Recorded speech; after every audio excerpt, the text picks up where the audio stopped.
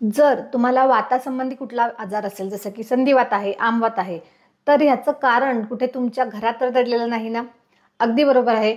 घरात जो फ्रीज आहे आणि त्यामध्ये ठेवलेले वाटाणे, अर्थातच फ्रोझन वाटाणे जे आपण बऱ्याचदा आजकाल भाज्यांमध्ये वापरले जाते, कारण ते 12ही महिने अवेलेबल असतात.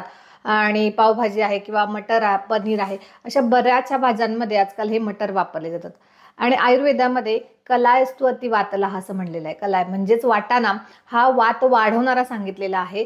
आणि त्यातल्या त्यात आणखी जर का तो फ्रोझन असेल, म्हणजेच फ्रीजमध्ये ठेवलेला असेल, तर तो आणखी थंड गुणाने अधिक वात वाढवणारा ठरतो. आणि म्हणून जर का असा वाटाणा वारंवार तुमच्या खाण्यात येत असेल, तर तो सुद्धा तुमच्या शरीरातील वात वाढीचं आणि पर्यायाने वाताशी संबंधित आजारांचं, म्हणजे संधिवात, आमवात किंवा इतरही कुठले जे वाताचे आजार आहेत, त्या वातांच्या आजारांचं कारण ठरू शकतात. त्यामुळे आत्ताच हा फ्रोझन वाटाणा खायचा बंद करा किंवा कमी तरी करा. व्हिडिओ आवडला असेल तर नक्की लाईक करा, शेअर करा, चॅनलला सबस्क्राईब करा. धन्यवाद.